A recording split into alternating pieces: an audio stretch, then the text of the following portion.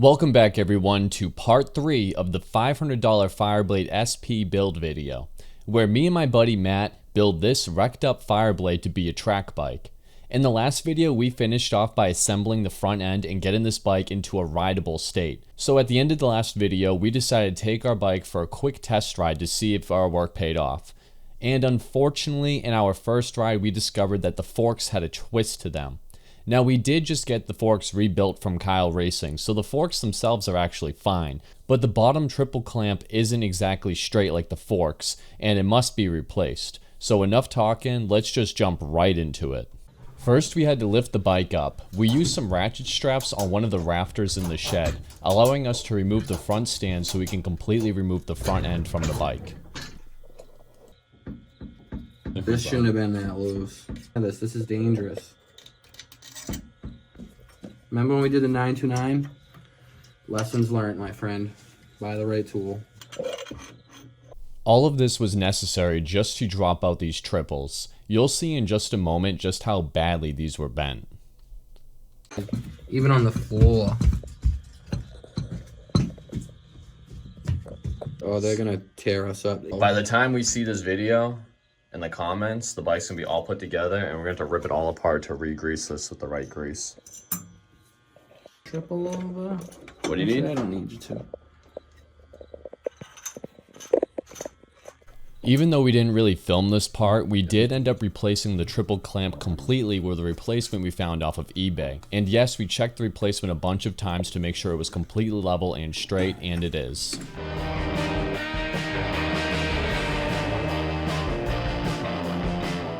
One day you'll rewatch these with like the grandkids. That's the wrong hole. Surprised you have a kid. I'm surprised you have two.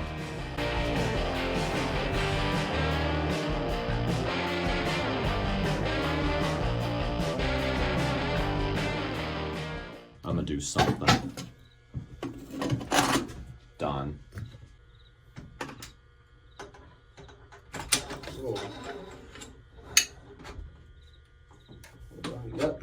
Yep. Yo, who does this for fun? Us. We're just two rookies, and you know what? Wouldn't have it any other way. I bought a camshaft tensioner for my 600. That's probably gonna be fun on that bike. It's easy. I can do it without removing the fairings, but all the fairings are off anyway. Oh really? Yeah, I mean, that's what happens when you crack your fairing. I have trouble lining up the send it in. Yep. Honestly, these kind of went in a little bit easier than they did last time. Alright, so this is the one that was in the bike, and that's the new one. Oh. Hold on, you can see the bend in it, but yeah. That's as far as it'll go by hand. Wow. Now put it up against it, like put it up on the table. Like, look at the bend. Like, I don't know if you can really see it on camera. I can see it in person, though. Yeah, right down there. Back in the jar. Dude, I've had that jar for like years. Alright, want me to hold the wheel and you slide her in?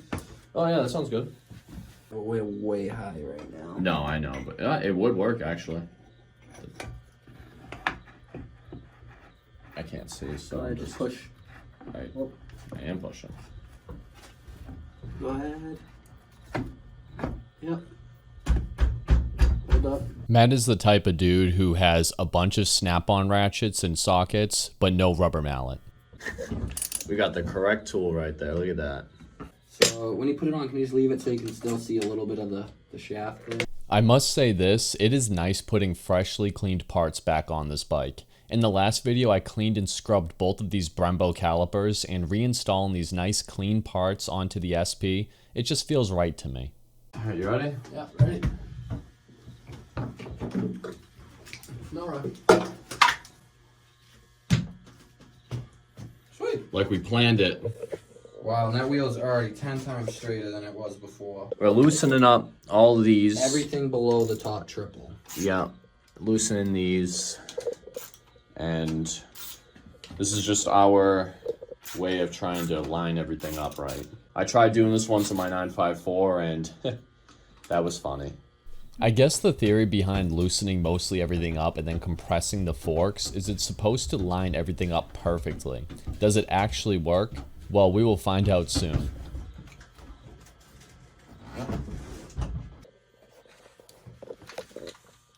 How many times do we gotta film us putting these on? Alright, so this is tightened now. Kind of hard to tell on camera. We're gonna go ahead and finally replace this bent clip-on. A subscriber actually sold me a new set, a pretty much new set of clip-ons. So I'm gonna put his name on right here. He's a cool guy, thank you. Yes, I know what you guys are thinking. The triple we just installed, yeah, it needs to come off again. Well, thankfully, not the whole thing, just the top part. Geniuses we are, I know. Actually, in my defense, this clip you are watching was filmed long after we reassembled the front end, so it's actually not as bad as it looks. Alright, so this is the old one. Wow, look at that new one. I gotta give that guy a shout out because that is really, that's like brand new, dude. Told you they're mint, but like look at the... Yeah, that's a huge bend to it. You can see that, wow. Yeah. There's a twist up there too. 4. No, this is the most I've ever done into a front end. Really? I've done clip-ons some few times. We ended up having to mess with this for a little bit longer than I thought, so I'm not sure what happened with the film or if I lost it, not sure. But trust me, we reinstalled the bars perfectly on and you'll see them in a moment. But before we show the top, we must take a look at this chain.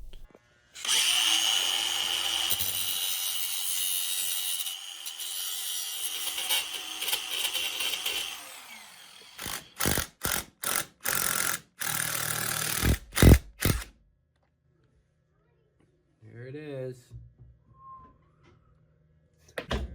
There it is. Again, Alright, let off for a second. Alright, hold. Let it off. way easier than off the bike. Oh, yeah.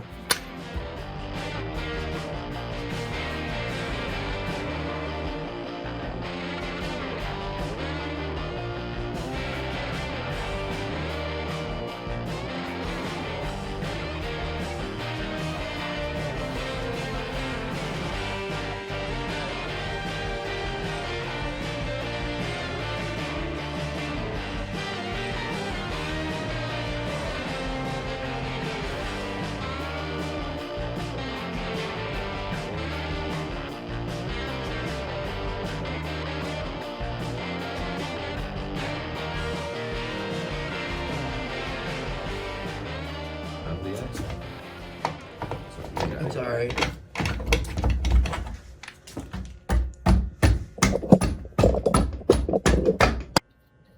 It's just a little rusty in there for my liking. Yeah.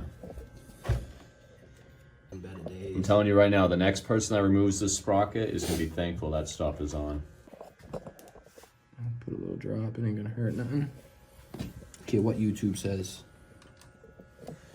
We are not YouTube mechanics. Yes, we are. We are not professionals.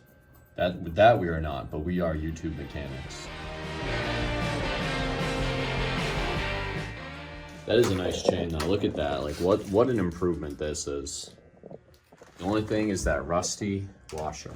But everything else, mint. Oh, I'll know it's there though. Underneath that sprocket cover, when you're going around the track passing me on this 160 horsepower beast, I'm gonna go, you know what? You got rusty washer under that sprocket. Danny thinks I'm gonna be passing him. Dude, you got 160 horsepower. At least on the straights, you're gonna whip past me. And you think I know how to use it all. That's the funniest part. Doesn't matter. You don't have to know how to use it. This thing is gonna fly, dude. Are you kidding me?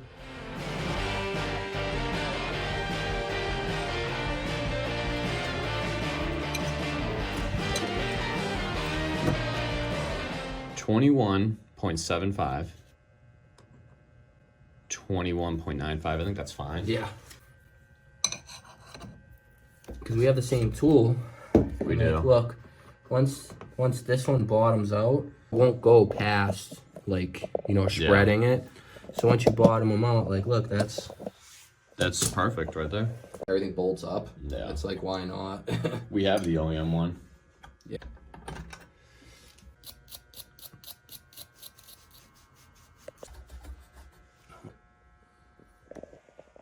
They're a little burnt up. Looks like someone's pried on them before.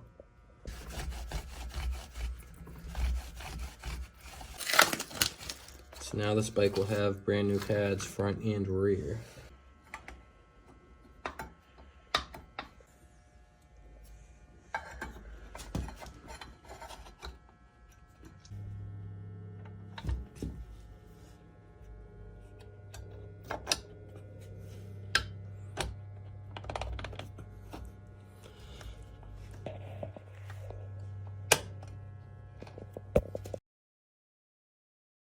All right, ready to see what's in the box?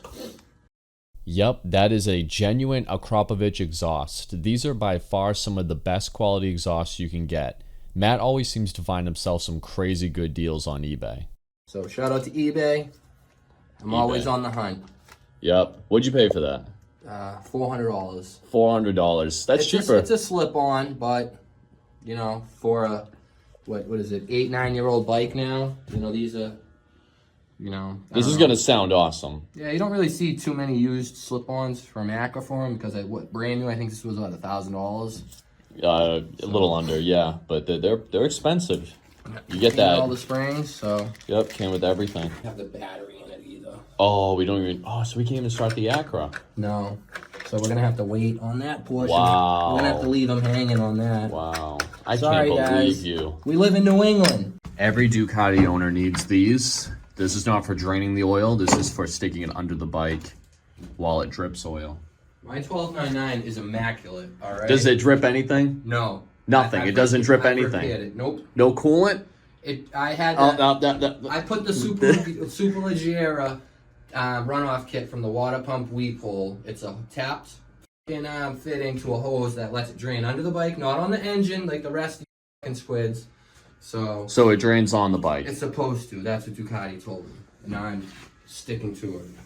Listen, if you guys own a Ducati, just... Never disrespect my Ducati. If any of you guys own a Ducati, just buy one of these. See that right there? That's all from the Ducati.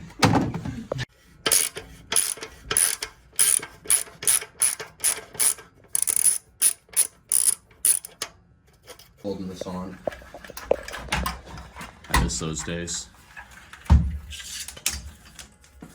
So this is the old one. This probably actually weighs 15, 20 pounds. Seriously, this is heavy. I mean, look at all that junk in there. It's quiet. It does its job. This is a good muffler. It makes everything whisper quiet. But this is the better one. And it does not make things whisper quiet. And this weighs probably 5 pounds. Like, this weighs nothing. And this is, well, like a pound. We got lucky there. Here's your... I wonder if it's going to leak, though. Only one way to find out. We're going to have to fire it up. No, I don't think that's going to leak, dude. Okay. I'm going to temporarily get that mopped up.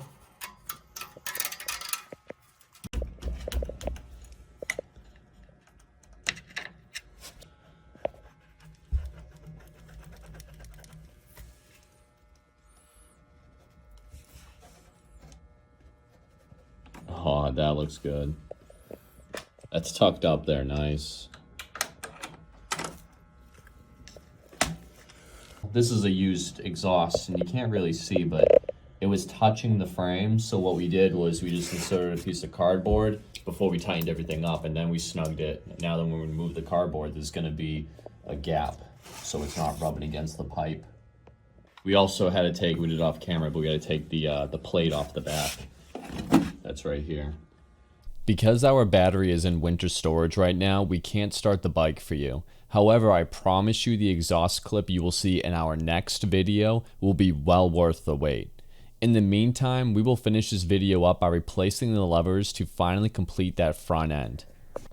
Okay, so this is our current brake lever.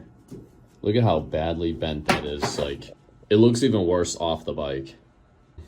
We went with OEM. I forget, the OEM one was like 15 bucks.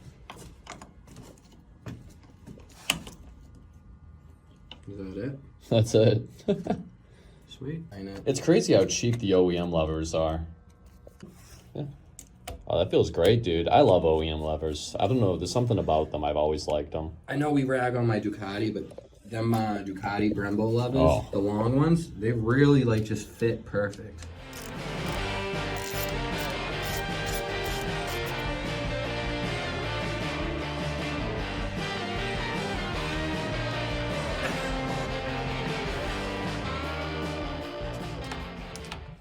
How's that clutch pull? Pretty good. Was there a problem with the old one, or is it just to keep it the same? Just to keep it the same, right? Yeah. Everything's good. What's funny is I guess the 17 and 18 and 19, this is the same lever. They just superseded the clutch lever. So it's actually off of a 17. And with that, I will be ending the video here. Thank you all so much for watching. Part 4 should be out hopefully soon, as we are going to be taking this SP to the track in May.